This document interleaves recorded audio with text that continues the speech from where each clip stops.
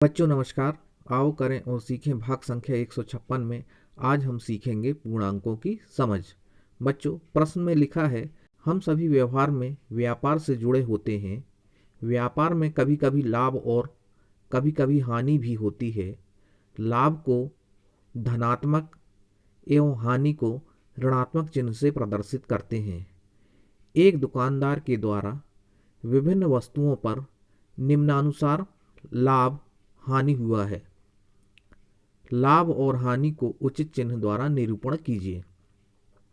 बच्चों हमें एक सारणी दिख रही है और प्रश्न में कहा गया है लाभ को धन चिन्ह के द्वारा प्रदर्शित करते हैं और हानि को ऋणात्मक चिन्ह के द्वारा प्रदर्शित करते हैं। बच्चों अब सारणी को हम देखते हैं।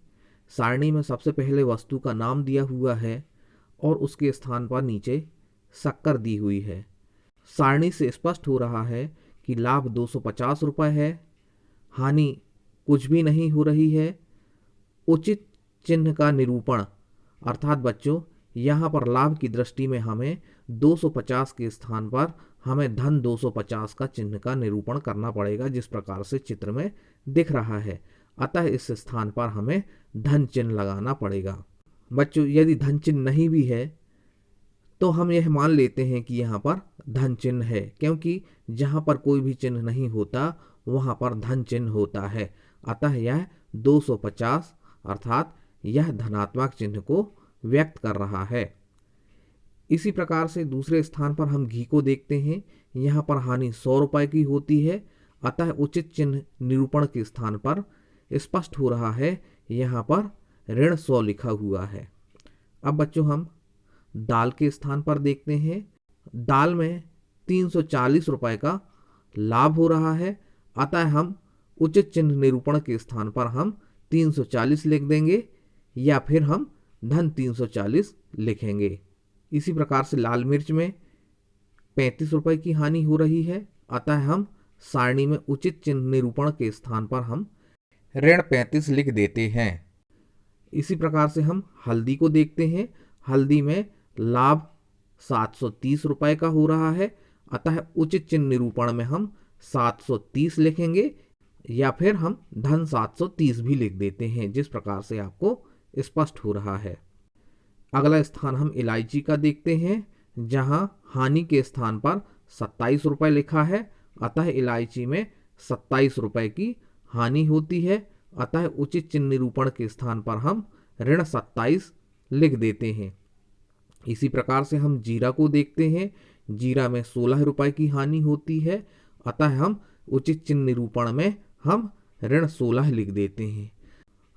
अब बच्चों हम सारणी में लाभ वाले स्थान को देखते हैं और सभी का योग करते हैं। 250, 340 और 730 का योग करते हैं तो हमें 1320 प्राप्त होता है।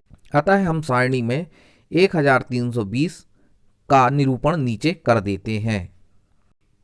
इसी प्रकार से अब हम सारणी में देखते हैं कि हानि कितनी हुई है, तो समस्त हानियों को हम योग कर लेते हैं। 100, धन 35, धन 27, धन 16। इस प्रकार से हमें 178 प्राप्त होता है। अतः हम हानि वाले योग के स्थान पर नीचे हम 178 लिख देते हैं।